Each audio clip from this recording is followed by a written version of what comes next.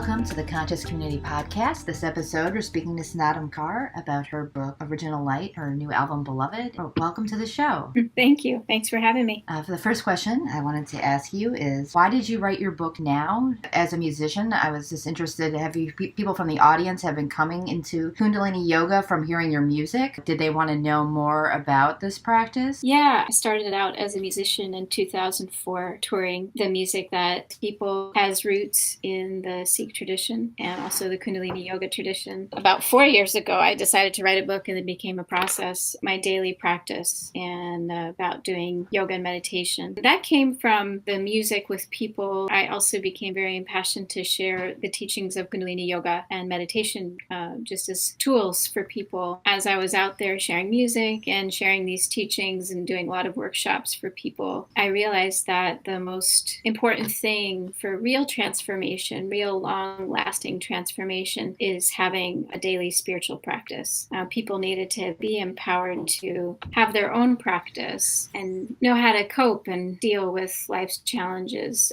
in the moment. And the best way is through a daily spiritual practice. So I set up to write this book. It took me a couple of years, but it's one of the most fulfilling things that I've done so far in this life anyway. So to share with people. For people who aren't familiar, can you explain what makes Kundalini Yoga different than, let's say, going to Vinyasa or doing Hatha Yoga? Kundalini Yoga is often called singing yoga and householders yoga. It is a yoga that incorporates a lot of chanting, a lot of singing. Oftentimes people that have kind of a fear of chanting actually will come in and start practicing Kundalini Yoga and be able to really open their voice because there's so much singing involved and music. There are movements and breath work, sometimes vigorous, sometimes silent. It's a very kind of well-rounded yoga practice that one could do to stay physically healthy and in shape and address physical issues and concerns and illnesses. But also it has a mental, spiritual component, which comes into the householder's realm of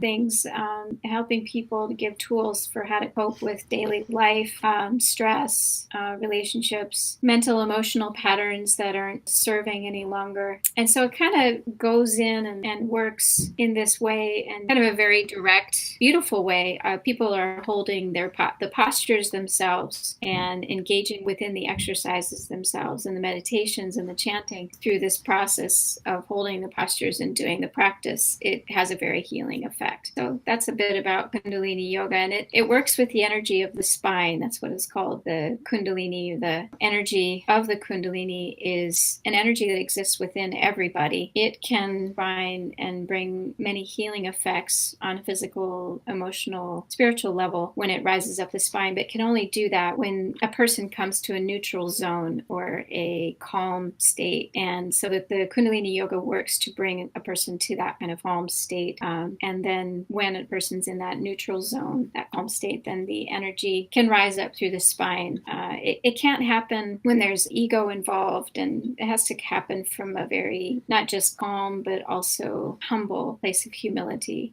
So this energy of Kundalini rises up through the spine and brings a lot of healing and uplifts and a lot of upliftment. So kind of the net experience of somebody coming to a Kundalini Yoga class, or I'll just talk from my personal experience, is just feeling good. I feel a huge amount of stress release and tension release and just feel wonderful after practicing. What is the connection with Sikhism, and could you explain just a little bit about what Sikhism is and where it comes from? Sure. Yeah. I mean, listeners probably who are familiar with me will see that I wear a turban in my concerts. I share a lot of chants that come from the Sikh tradition. And within Kundalini Yoga itself, there are a number of chants that come from the Sikh tradition. Kundalini Yoga was brought to the West by Yogi Bhajan, a master of Kundalini Yoga, in 1969. He brought it and began to teach people in that time who were seeking a way of experiencing peace and joy and all of that, but without the drugs. So he started to work with people, helping them to kind of have this experience of a high that was actually a sustained high that could be a lasting, balanced feeling that one could not only feel peaceful and joyful and relaxed, but then also engage in work and family life and have a stable life. So he began to teach people the science of Kundalini Yoga yoga. Kundalini yoga is for people of all traditions, people of all walks of life. And because Yogi Bhajan was a devout Sikh, there are concepts, universal concepts that come from the Sikh tradition that are integrated within the Kundalini yoga practice. And many of the mantras and chants are integrated. As he said they work. And so he wanted to share them with people. And that for me as well, as a musician, I share chants from the Sikh tradition and just watch and see how powerful and how healing they are for people. So as a musician, kind of open the doors of this faith to share with people of all traditions. The same goes with Kundalini yoga as well. There are concepts, beautiful practices, but they are universally accessible. And that was the premise of the Sikh faith in the very beginning, from Guru Nanak, the founder of the tradition, that traditions have access to the divine. There's no one better way or worse way, but it's about how we apply ourselves in our consciousness and our presence of mind. So that's perhaps the greatest focus of this Kundalini yoga practice, is how to get into that state of presence or consciousness or essence of the self in day-to-day life. So in your practice of Sikhism, do you attend a traditional gurdwara and services and sit and do the chants with the congregation, or do you only do it as a yoga practice? In my life, just to clarify a little bit, there are in Kundalini yoga, there are many people that practice Kundalini yoga and are teachers of Kundalini yoga who are not Sikhs, and they probably never will be. And that is a part of the practice and a part of there's someone I just talked to the other day told me about some Kundalini yoga teachers that are teaching in Kundalini yoga in their Mormon church. Wow. I know in our town. Really interesting. And I know in our town we have, they find it helpful and they love it. And in our town we have a woman who is Jewish, and she calls herself a Jewish Kundalini yogi. And it goes on and on. There's so many different cultures and religions that are embarking on this practice and finding it fulfilling, because it was never meant for just one religious background or one religious practice. It's important to understand and have the roots and have the respect, for as it is for all sacred traditions. It is expanding and expansive beyond just the Sikh tradition. Yeah, we've been talking to a lot of people who've been talking about perennial wisdom in our last few podcasts, and these ideas that are really just valid, and it doesn't matter what tradition you're coming from, that they just resonate with you because they are real. Yeah, that's something. When I first went to the Gurdwara, I wasn't looking to convert to Sikhism or anything. I just, at that point in my life, I was just looking for a positive place to be around good people. And a friend of mine mentioned the Sikhs. They just had come up in conversation. I was like, I'll give it a try. I'll check it out. They were that was what part of my first conversations with some of the people there is that they were very specific, like, we don't want you to become a Sikh or anything, but you're welcome to come here and be with us and meditate and, have a meal or whatever. But, I have my own spiritual beliefs, but I still really enjoy going there. And some of the most intense meditative experiences I've had have been in that setting. It's a profoundly healing experience every time I go there.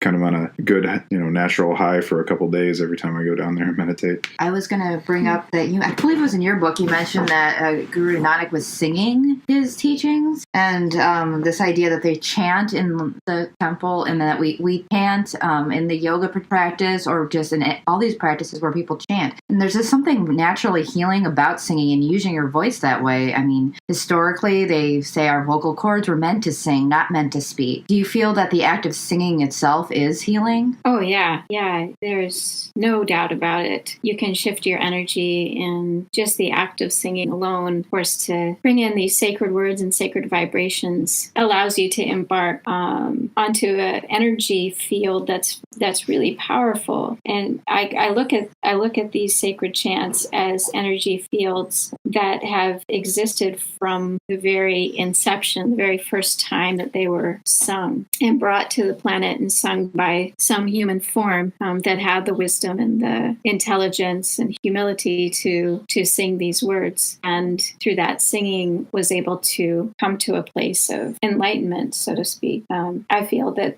we have that opportunity for enlightenment in every moment. And, so through the sound current, this person had the capacity to become a light. And then as that sound current, as he or she taught that sound current, and as Guru Nanak did, then that sound current was imbibed, whether it was in Guru Nanak's time in the 15th century, where somebody was sitting next to him on the bank of a river, and he taught them this chant, and then they were able to imbibe it into their heart and then remember it the next day because the words were so rhythmic and catchy as they were, working in the fields as a farmer or whatnot, whatever it was, and then to get uplifted at that moment and then to share with their children and so on. And it passes throughout each day as we chant. We inspire each other to chant. We teach others to chant. Then we pass it on. These chants have been passed on like that throughout the centuries. And,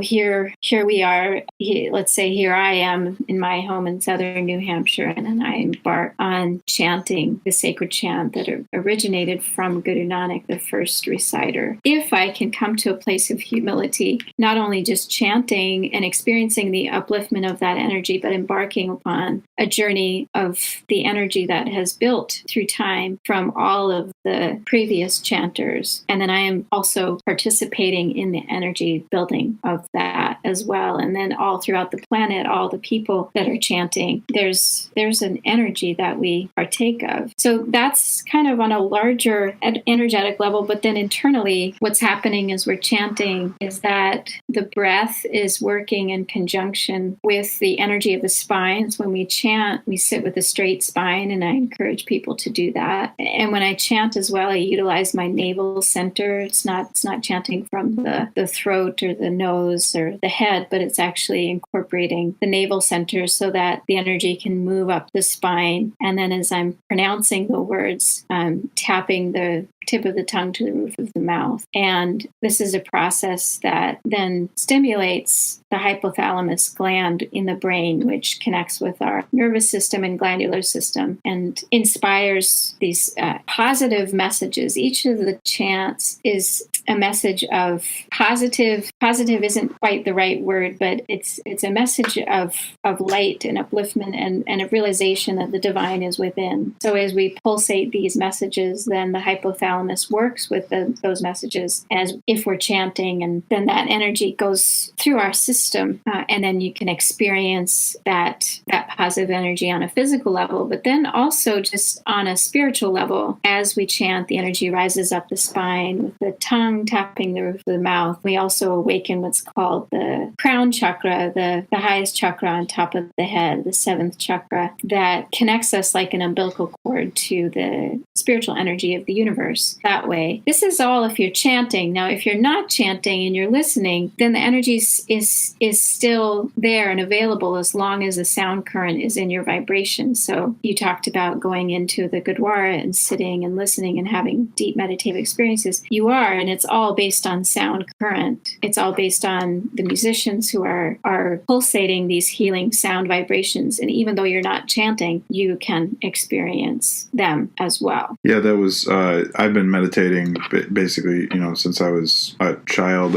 Little background on me, I've mentioned this in other podcasts. I came to my current spiritual practice through martial arts, and I started martial arts when I was very young. And even at the child level in most martial arts schools, meditation is part of it. They do seated meditation and breathing exercises, and all that is part of the tradition in karate and taekwondo and kung fu. I've meditated for years, and the first time I went to the Gurdwara, I sat down and I didn't know what to do. I didn't know any of the chants or anything, so I was just like, well, I'll meditate. And I closed my eyes, and then I opened my eyes, and it was an hour and a half later. And I had no concept of time passing. Like, it was literally like I closed my eyes, and an hour and a half passed in the blink of an eye. And I was like, whoa, that was really weird.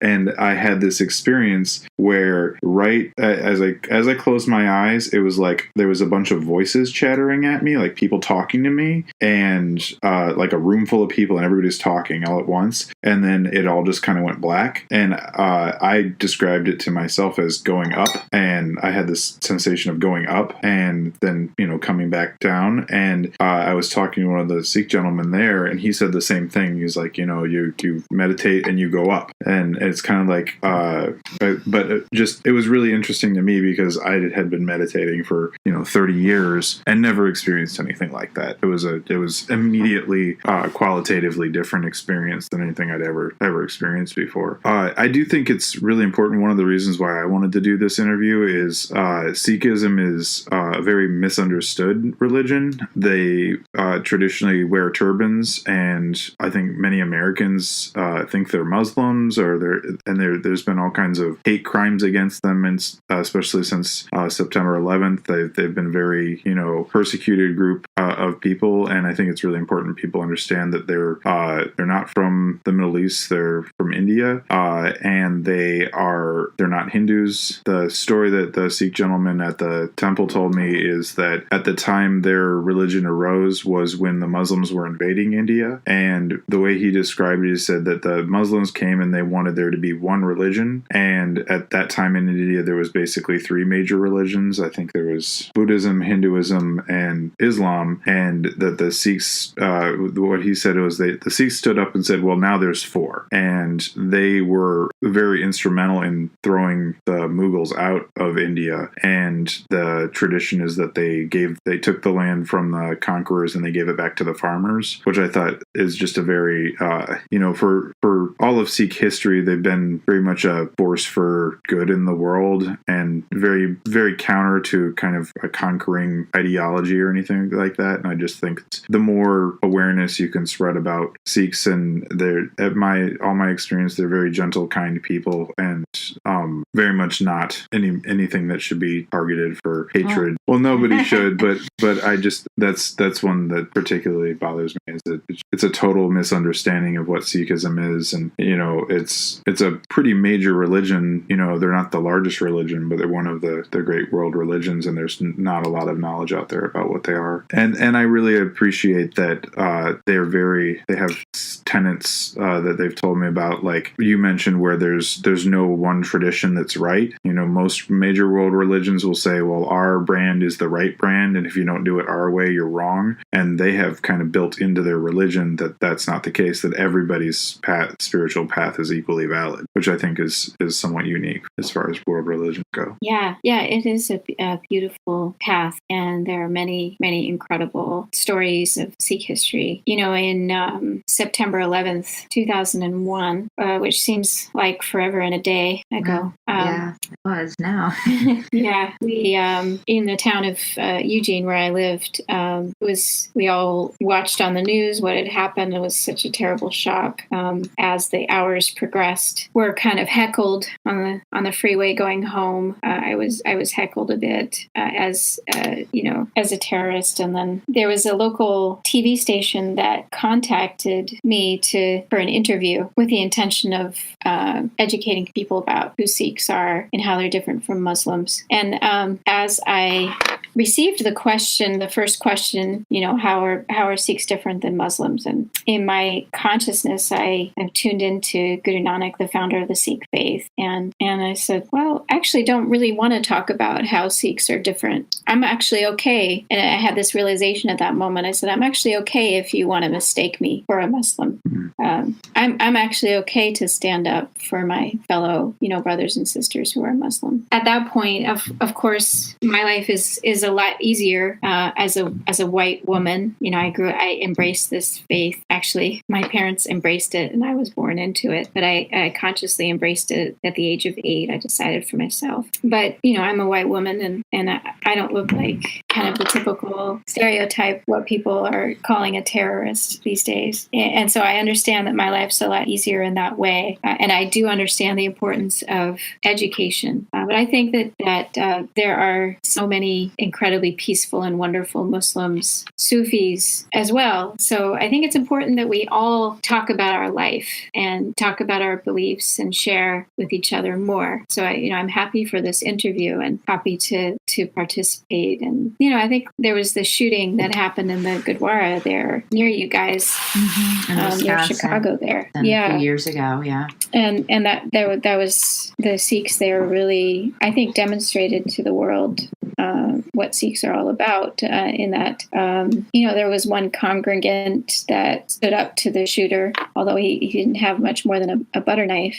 He did stand up to him. And that's an important part of Sikh history and life, is that we are warriors as well. I appreciated your comment about the martial arts, as we have a martial practice called Gatka. Yeah, that was actually one thing that got me interested in it. I was like, I've kind of mentally been tracing. I started with karate in Japan and went to Taekwondo and then went to Kung Fu, and I've kind of been geographically moving towards the subcontinent as I've studied martial arts, and I kind of started to get interested in Gatka right about the same time. And I feel like it's all kind of going back to some, yoga is very ancient, and Kung Fu comes from yoga. Chinese Kung Fu and Qigong comes from the founder of the Shaolin Temple in China was a yogi. So he brought yoga from India to China, and they were peaceful yogis for many, many centuries, and they started getting attacked by bandits, and they developed yoga into a system of self-defense to protect themselves from bandits. So all Asian martial arts that came from Kung Fu, which would include Taekwondo and karate, all come from yoga. It's all the same lineage going all the way back to a guy who came from India 3,000 years ago.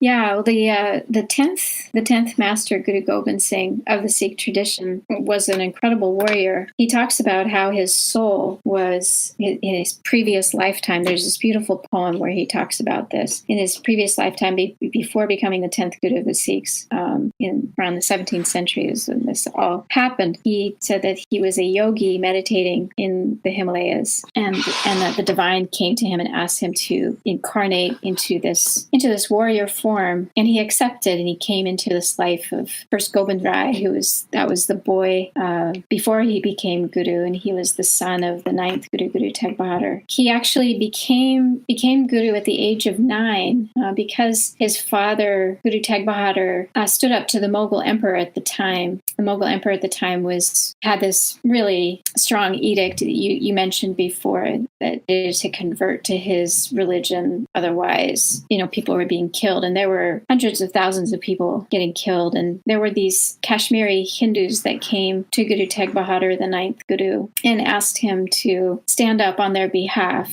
to the emperor, and Guru Teg Bahadur accepted. And he basically said to the emperor, he said, look, if you can convert me, then you'll most likely, have this country. You can convert everybody. And of course, the emperor thought, yeah, let's do it. And of course, it didn't happen. Guru Teg Bahadur stood up and withstood the many threats and the many tortures that his disciples, many of his Sikhs had come with him, and the emperor had them tortured in front of Guru Teg Bahadur's eyes, and he maintained his strength. And finally, at the end of that day, the emperor ordered that his head be cut off, and he was killed, and his head, a Sikh recovered his head and was able to bring it back to the 9-year-old boy, Guru Gobind Singh, who became the Guru at that moment. And he rose to Guruship with that kind of energy. But then, so he took up the sword and trained people in the martial arts of Gatka, what is called. And many Sikhs gathered to support Guru Gobind Singh, and then also villagers and folks of other traditions and faiths who were getting kind of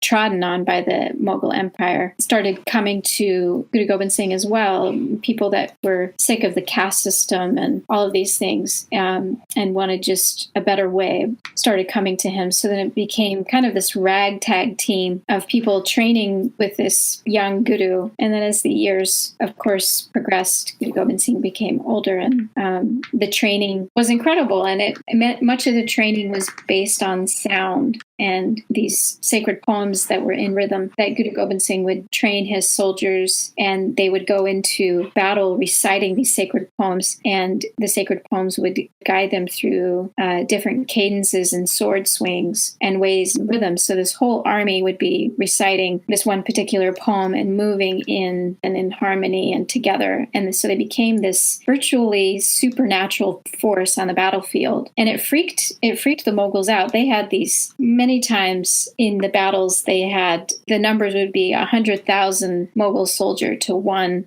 soldier in Guru Gobind Singh's army. That would be the ratio. Nonetheless, these Guru Gobind Singh soldiers would, and some of them were women as well, they would go into battle with this sound current at their heels and in their hearts, and would fight with almost superhuman powers. This is really the story that I love to share about Sikhs, as opposed to, kind of looking at Sikhs as, oh, poor us, and we're getting targeted. I totally support that, and that need to get the word out. But I also feel that there's this whole incredible story that those Sikhs in Wisconsin, they lived to. They represented for us in a beautiful way. Well, I think that's why I feel it's so important to get the word out about Sikhs, because in a world where there are forces who would use terror and force to do horrible things to the general populace, Sikhs are probably the people who are most benevolent. I want to have Sikhs around if someone bad comes, is I guess the way I look at it. And there was a story I read that what was more modern. I want to say it was in the 19th century, where it was something like 14 Sikh warriors stood off like 10,000 up in the Punjab, 10,000 Muslim soldiers, and it was just a handful of Sikhs against 10,000 Muslims. And even up into modern times, they still have that supernatural reputation in battle. They're incredibly fearsome for such a peaceful, gentle people. Like my impression has been like they're very peaceful and gentle as long as you don't try to abuse them. And if you do, then they defend themselves, and that's a religious obligation of them to defend themselves and their families, which I think is and others. Yeah, and others, and the other aspect some people might not know about is the name conventions. Would you want to explain that? Yeah, would you want to explain that how their last names and why they have like Singh and Kaur as last names? Yeah. So my name is Snatam Kaur. Last name is Khalsa. There are many ways to understand it. So Kaur means princess, and it is the middle name of every Sikh woman. And the intention here is to bring that sense of royalty or nobility to each woman, that she lives in her own nobility. And then for the man, the middle name is Singh, S-I-N-G-H. And this is for that essence of courage, and also that essence of nobility as well, as the lion has that royalty to him, and that each man should live in his royalty and his courage. And this is given to the Sikhs in the time of Guru Gobind Singh in specifically 1699 Baisakhi time, which is a spring festival, and all the Sikhs were asked to gather. Guru Gobind Singh put out a call for all the Sikhs to come and gather and be with him. It was at this time that he established the order of the Khalsa, which is my last name, and many Sikhs have this last name as well, consciousness and purity and royalty as well, because there was this thing at that time where it was like, well, if you're not of a royal family, or you're not the ruling Mughal governor or emperor, whatever the case may be, then basically you're just second-class citizen and don't have any rights. And there were terrible things that happened in that day and age. Guru Gobind Singh gave women this middle initial Kaur, and men this name of Singh, to really stand up in the face of this and say, look, everybody has the right to royalty. Royalty is not something that comes from blood, but it comes from your own perseverance and presence of mind and sense of courage and self-worth. And then that was a part of also why he asked Sikhs to wear a turban. At that time, in Guru Gobind Singh's time, there was a price for anytime a Sikh was killed, you could turn it into the Mughal Empire, and that would be a really great thing to do, is go and get a Sikh head. So Guru Gobind Singh at that time said, "Great, we're not going to hide and he asked all of the Sikhs to wear turbans to further stand out. And also at that time it was only kings that wore turbans. So it was again in the face of that, message that only a certain few could have these kinds of privileges of royalty. He made it for like the common man. And later on, women also started to wear turbans as well. But this was a huge, huge awakening at that time of, wow, look at all these people claiming their royalty. So with your new album and with the albums you made in the past, how do you pick what chants you do? And I know that you have done some more than once. And I love how you show that something can be done in more than one way and still communicate its message, or maybe even resonate in a slightly different way with a person. And also, did you happen to have an Eastern Asian influence when you made this album? We were listening to it and I said, this sounds kind of pentatonic. People don't know that's typically associated with Chinese music scale. Was that conscious? Oh, well, there are, I think if I know which track you're talking about, that would be the Purana Yes. Track. Felt very Eastern. Yeah. I have grown up with Sikh traditional music and some informal training and some informal training. So those notes that I chose, I'd have to claim as my informal training. Mm-hmm. There are many different scales that are sung within the Indian classical rag system. Oh, yes. They have more scales than Western music. People might not be aware of that, but they're... Yeah.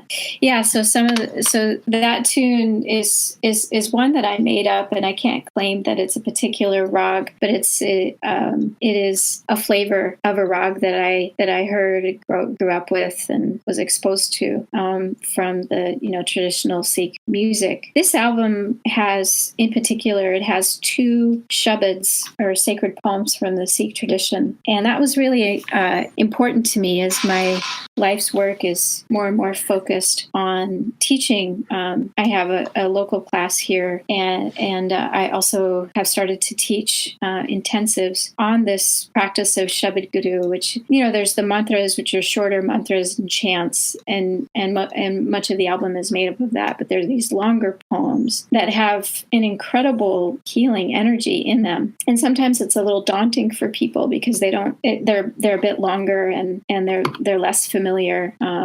And so I haven't been able to present many of them in the past, but I kind of, throughout my career, I've always had a shabad on each album, at least one, this kind of longer poem. And for this album, I kind of made a big leap and I put on 2. Mm-hmm. And this was really important to me because this is part of my journey right now, is to really dive in deep and share these teachings with people. So I'm really super excited about that. One is Purana Jot, which you mentioned, and the other is Darshan Mago. Purana Jot means pure light, and these are the words of Guru Gobind Singh, the 10th Guru of the Sikhs. The effect of reciting and chanting this is to get in touch with your authentic light and feel that sense of light and nourish it. That's how that shabad works. It kind of, after I sing it, I feel lighter. I feel this sense of light. And then the other shabad is Darshan Mago De Pyare, and this one is for gaining a sense of self-worth and self-esteem and honor. In the poem, it talks about all the experiences of feeling down and out and downtrodden, for the one that nobody likes to be around, the one that everyone shuns. For that one, the moment that one becomes, or you become present within yourself and within who you are, and then through the technology of chanting the name of the one, that you can rise above any challenge. And so that's those 2 tracks are probably super key for me and different than any of my other albums in terms of the direction that I went in bringing forth these more traditional, Sikh traditional types of tunes and experiences. Would you like to share with our listeners any other projects that you're working on and let them know where they can find more information about you and find your album and your book? Sure. Yeah. Thank you. I am, like I said, teaching doing intensives now for people that are interested in having a bit of a deeper experience into sound and chanting. I teach once a year in August, this in-person kind of intensive with people, and then developing programs to continue to work with people throughout the year. So if anyone's interested in participating and taking part in that, they can look at my website, snatamkaur.com. I invite people to enjoy our new album. It's called Beloved, and we're super excited to be releasing it. It was recorded in studio live with my band, so it has this kind of raw, and I feel like a super juicy energy to it. Really grateful and happy to be able to make music and share. And where can they find your book? Right, and then I have a book. It's called Original Light. That's all about having a daily spiritual practice. It's fun if someone asks me now, how can I develop my own spiritual practice? And now I have a book to give them. And that book can be found, I think, through, I think it's everywhere, just Original Light, and then look up the, snatamkaur.com. I think it's on Amazon. Spirit Voyage has it. Sounds True. And it's available in Kindle and all sorts of ways. Awesome. Well, thank you very much, Snatam. It's been a wonderful conversation. So everyone look for her book, Original Light, and her new album, Beloved. And you're going on a tour this year as well? Yeah, we're heading out in about a week and a half. I've got my new in-ear monitors in my ears right now that I'm testing out for the tour. Safe travels. I'll be on the road. All right. Very nice to talk to you. Thanks for coming on. Yeah, thanks for having me. Have a great day. Have a good day, guys. Goodbye. Thank you for joining us for the Conscious Community Podcast. If you'd like more information about sponsoring this podcast or advertising with Conscious Community Magazine, in print or online, please email me at spencer@consciouscommunitymagazine.com. That's SPENCER, or call 630-492-0831.